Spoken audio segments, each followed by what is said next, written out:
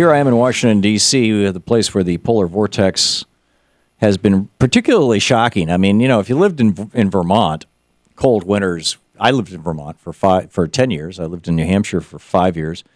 I grew up in Michigan. Cold winters are nothing shocking in any of those places. But in Washington, D.C., this is the beginning of this is basically the Mason-Dixon line. It's the beginning of the South. And south of here, it's pretty shocking stuff.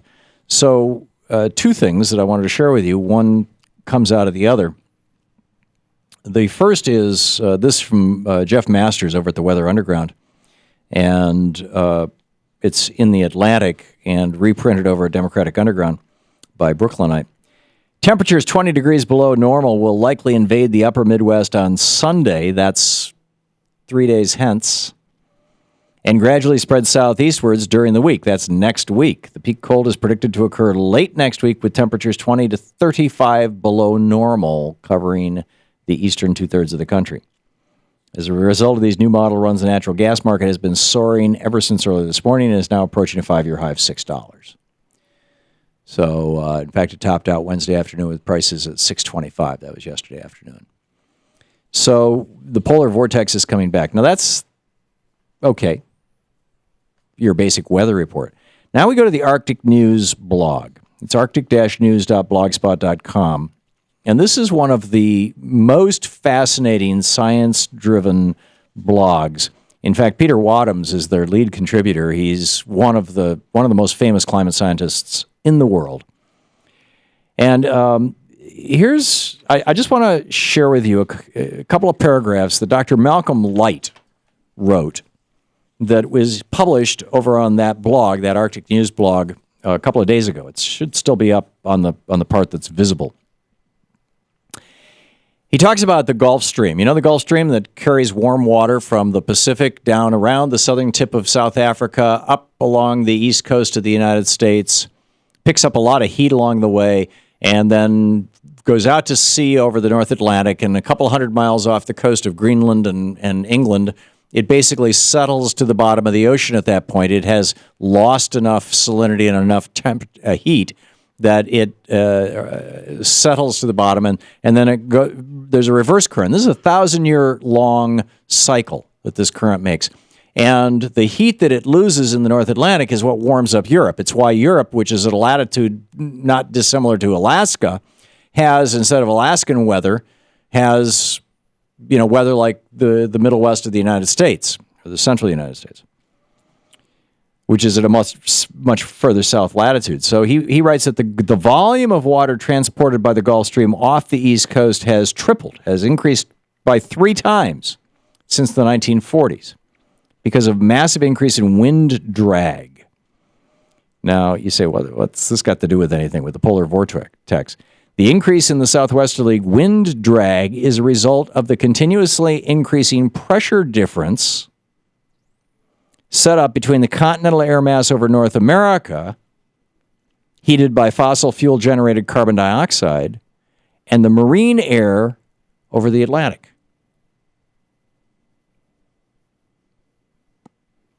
The increased energy entering the Gulf Stream as heat and its associated winds and storms are what are now pummeling Great Britain and Europe. They're having record storms in England right now, 100-mile-an-hour winds, places that they've never had them before. This heat is transported further north by branches of the Gulf Stream into the Arctic Ocean itself, where it's destabilizing the subsea methane hydrates. Now, those of you who've been to lasthours.org and watched the movie that we put up there, there's a little 10-minute video that I helped to write and I narrate, know that when the methane hydrates, the subsea methane hydrates get destabilized, it's time to duck and cover. I mean, it's serious. This is serious stuff.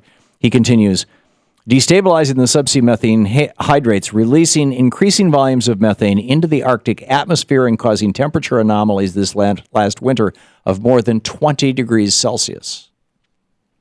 Yes, at our latitudes, it is 1 degree warmer than it was 50 years ago. In the Arctic, it's 20 degrees warmer. Not supposed to happen.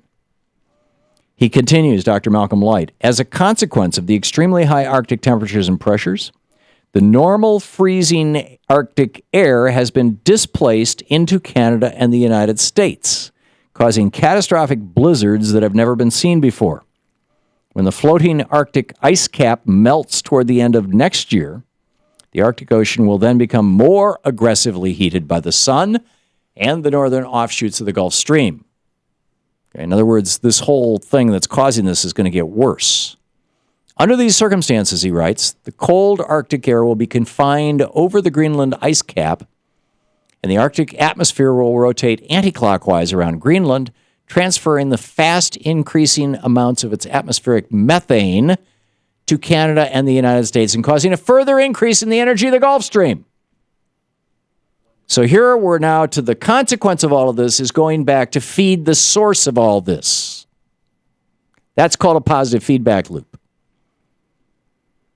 His last sentence, therefore, the United Kingdom and Europe must brace themselves for even more catastrophic weather systems, widespread flooding, and massive wind damage from the start of the last quarter of next year. In other words, next fall. Now, by next year, I'm not sure exactly when he wrote this. I think this was fairly recently, so presumably by next year. Yeah, he's talking about not 2015. But when you look at the methane concentrations just from February to February 2013 to 2014, it is absolutely startling to see all this methane being released. And you've got these scientists saying, we need to come up with a plan. And not just a plan to slow down the rate at which we're releasing carbon dioxide. A plan to stop it, a plan to reverse it, and beyond that, is it time to start having a conversation about how to survive it? We have these seed storage places, maybe human storage places. I don't know. It's pretty bizarre. In the midst of all this, you're listening to the Thom Hartmann Program. Call 866-987-THOM. Well, there is that. But in the midst of this, also, we have the fossil fuel industry pouring hundreds of millions of dollars into denying the science.